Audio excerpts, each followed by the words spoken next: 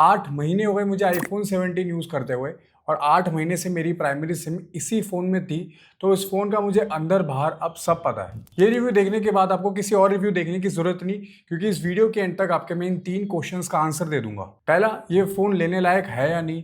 दूसरा, किन लोगों को आईफोन 17 अवॉइड कर देना चाहिए। तीसरा और सबसे इंपॉर्टेंट, कौन से आईफोन से आईफोन 17 पर शिफ्ट करना सही डिसीजन होगा। तो आज देखते हैं कि 8 महीने बाद ये फोन फिजिकली कैसा है। तो ऐसा तो फोन में कोई डेंट नहीं है, थोड़े माइनर स्क्रैचेस हैं। हालांकि ये फोन मेरे से काफी बार हाइट से गिरा है, बट लकीली बच गया क्योंकि मैंने कवर लगा रखा था। अब क्योंकि इसकी एल्यूमिनियम बॉडी है तो इसमें डेंट आने के चांसेस काफी ज्यादा है, तो कवर लगा के ही इस फोन को यूज करना। कैमरा लेंसेज मैंने डे 1 से कभी नहीं लगाए और इस फोन को मैंने काफी बार रफ सरफेस पर भी रखा है, बट आज तक इस पर कोई भी स्क्रैच नहीं आया। इस साल 17 सीरीज में एंटी रिफ्लेक्टिव कोटिंग आई थी, जिसकी वजह से जो रिफ्लेक्शन है वो कट आउट हो जाती है, बट अगर आप इसमें टेम्पर्ड लगा लोगे तो ये एंटी रिफ्लेक्टिव कोटिंग काम नहीं करेगी। और अर्गोनॉमिक्स की बात करूं तो शायद ये मेरे फेवरेट चीज है। फोन हल्का है, कंफर्टेबल है, आप इसे आराम से एक हाथ से चला पाओगे। मैंने 17 प्रो भी यूज करा है, बट वो काफी बल्की और हैवी था। पर्सनली मुझे 17 चलाना ज्यादा कंफर्टेबल लगा, क्योंकि इसका साइज छोटा है तो इसको आप इजिली एक हाथ से ऑपरेट कर पाओगे। बिल्ड तो सॉलिड है, बट 8 महीने बाद असली टेस्ट जो होता है वो बैटरी का होता है। करंटली मेरे फोन की बैटरी हेल्थ 95% है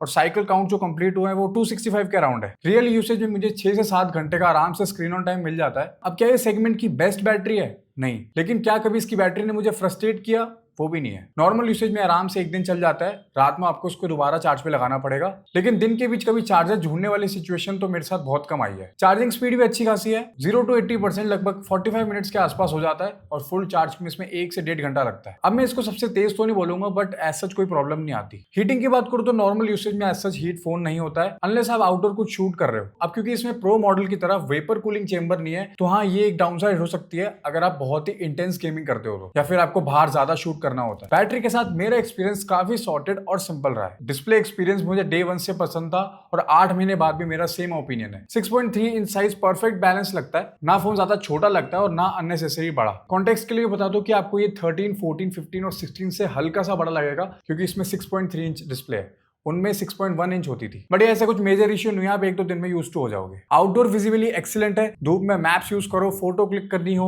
या रील्स देखनी हो, रीडेबिलिटी में कभी कोई इशू नहीं आया। और फ्रंट में बेजल्स इतने कम हो गए कि सामने से पता ही नहीं चलता कि मैं प्रो मॉडल यूज कर रहा हूँ non pro model. Content consume करने में काफी मजा आता है, फिर चाहे वो यूट्यूब हो, मूवीज हो या वेब सीरीज। और उसी एक्सपीरियंस को बेटर करते थे इनके स्पीकर्स। ये बहुत ही अंडररेटेड फीचर और इसके बारे में शायद कोई ज्यादा बात भी नहीं करता। स्पीकर्स इस फोन के जेन्युइनली एक्सीलेंट है, लाउड भी है, क्लियर भी है और बेस भी डेफिनेटली फील होता है। डिस्प्ले एंड स्पीकर्स की तो बात हो गई, अब उस चीज के बारे में बात करते हैं जिसने मुझे सबसे ज्यादा इंप्रेस करा, इसकी परफॉर्मेंस। A19 चिप और 8GB रैम के साथ डेली एक्सपीरियंस बटरी स्मूथ है। मुझे ऑनेस्टली एक भी ऐसा मोमेंट याद नहीं कि जिसमें मुझे लगा हो कि फोन स्लो लग रहा है या फिर कहीं अटक रहा है। और बैकग्राउंड ऐप्स रिफ्रेश करने का जो iOS का इंप्लीमेंटेशन है वो भी काफी अच्छा है। कितनी बार ऐसा हुआ कि मैंने ऐप को कहीं बीच में छोड़ के चला गया हूं और उसको मैंने अगले दिन खोला तो वहीं से पेज कंटिन्यू हुआ, which is surprisingly very impressive. Gaming में ज्यादा नहीं करता, लेकिन COD खेलते टाइम मुझे आज तक कभी फ्रेम ड्रॉप फील नहीं हुआ। लेकिन अगर आप ज्यादा गेमिंग करते हो या फिर आपका काम ज्यादा आउटडोर शूट करने का रहता है, तो एक ऐसा मोबाइल कूलर ले लो, ये फोन को गर्म नहीं होने देगा, ना ही फ्रेम्स ड्रॉप होंगे और इससे आपकी बैटरी हेल्थ भी सेफ रहेगी। मैं ओकेजनली कभी कभी यूज कर लेता हूँ, इसलिए बता रहा हूँ। ओवरऑल मुझे लगता है कि इसकी परफॉर्मेंस इतनी ज्यादा है कि हम जैसे नॉर्मल यूजर्स इसका फुल पोटेंशियल यूज ही नहीं कर सकते। जैसे कि देखो अभी मैकबुक न्यू लॉन्च हुई थी, वो A18 प्रो चिप के साथ आई थी। ये वही चिप है जो आईफोन 16 प्रो में आई थी, तो आप अंदाजा लगा सकते हो कि ये चिप कितनी पावरफुल है। और इसी वजह से मुझे लगता है ये फोन को आप 4 से 5 साल कंफर्टेबली चला सकते हो। अब आते हैं सबसे इंपॉर्टेंट सेक्शन पर,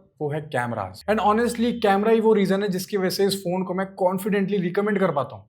बैक में आपको 2 कैमरा सेटअप मिलेगा, एक मेन लेंस और दूसरा अल्ट्रा वाइड। दोनों 48 मेगापिक्सल के हैं और फ्रंट वाला 18 मेगापिक्सल का है। और भाई जितना भी मैंने इस कैमरा को यूज किया है, मैं सिर्फ एक ही वर्ड पे डिस्क्राइब करना चाहूंगा, वो है रिलायबल। फोटोज में शार्पनेस है, डिटेल्स है और कलर्स कंसिस्टेंटली अच्छे आते हैं, चाहे आप फोटो इंडोर क्लिक करो या आउटडोर। सबसे अच्छी बात पता है क्या है? ये नो नॉनसेंस कैमरा है। फोन निकालो, क्लिक करो और ज्यादातर चांसेस है कि फोटो जो आएगी वो अच्छी ही आएगी। इसमें बैक में 2 लेंस स्विच करने का ऑप्शन आता है, दोनों ही बढ़िया है। ऐसा नहीं है कि आपको 2x में क्वालिटी लॉस मिलेगा, उसमें भी उतनी ही अच्छी फोटोज आती हैं। पोर्ट्रेट्स भी काफी इंप्रेसिव है, एज डिटेक्शन क्लियर और ब्लर भी नेचुरल लगता है। अल्ट्रा वाइड कैमरा की बात करूं तो वो भी मुझे अच्छे लगे। और सबसे अच्छी बात है कि मेन और अल्ट्रा वाइड कैमरा में कलर शिफ्ट नहीं है, दोनों में बराबर अच्छी फोटोज आती हैं। और इस कैमरा से आप मैक्रो शॉट भी ले सकते हो, जो काफी यूजफुल फीचर है। अब लिमिटेशन की बात करूं तो इसमें टेलीफोटो लेंस या जूम लेंस आपको नहीं मिलेगा, जिसकी कमी आपको कभी कभी फील होने वाली है, पर्टिकुलरली जब आपको जूम शॉट्स लेने होते हैं। फ्रंट कैमरा की बात करूं तो भाई जेन्युइनली ये स्मार्टफोन इंडस्ट्री का बेस्ट सेल्फी कैमरा होगा। फ्रंट में you will get 18 megapixel camera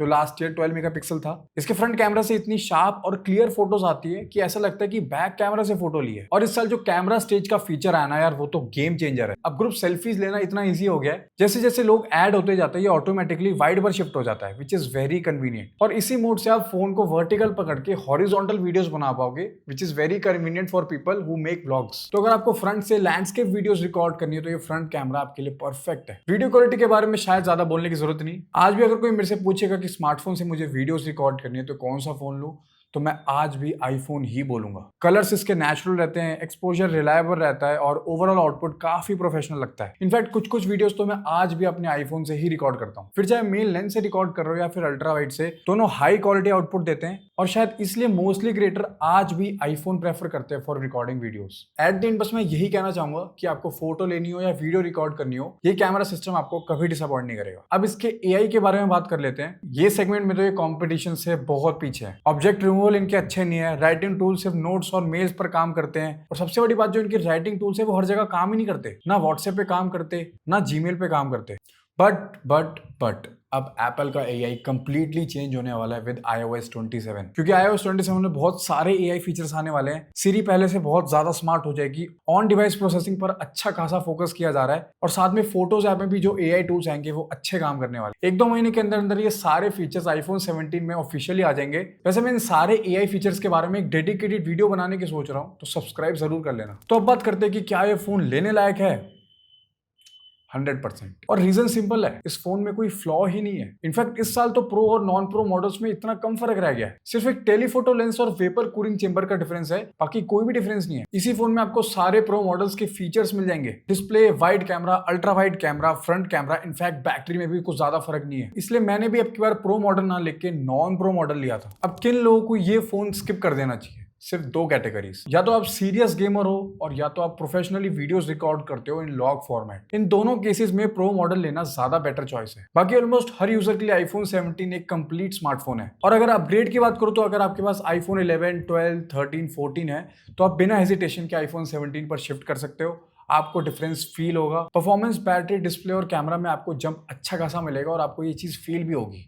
और 17 सीरीज का तो बेस वेरिएंट ही 256 GB के साथ आता है, तो स्टोरेज का भी इशू नहीं होगा। बट अगर आप आईफोन 15 या 16 यूज कर रहे हो एंड एज सच उनमें कोई प्रॉब्लम नहीं आ रही, तो आई डोंट थिंक अपग्रेड करने की जरूरत है। हालांकि 17 में अच्छे खासे चेंजेस हुए हैं एज कम्पेयर टू 16। आप स्क्रीन पर देख सकते हो क्या क्या चेंज हुआ है। अब अगर आप अपग्रेड करना चाहो तो कर सकते हो, बट आई स्टिल थिंक कि हर आईफोन की लाइफ 2 से 3 जनरेशन तो आराम से होती है, उससे पहले अपग्रेड करना प्रॉपर सेंस नहीं बनाता। बाकी पैसे आपके, आपकी मर्जी, मेरा काम था बताना, मैंने बता दिया। हाँ, अगर आपको एआई फीचर्स चाहिए तो वो आईफोन 16 में तो आएंगे, बट आईफोन 15 में नहीं आएंगे, तो एक बार वो जरूर देख लेना। बाकी कोई भी डाउट हो तो अपना आईफोन नीचे कमेंट कर देना, मैं आपको रिकमेंडेशन वहीं दे दूंगा।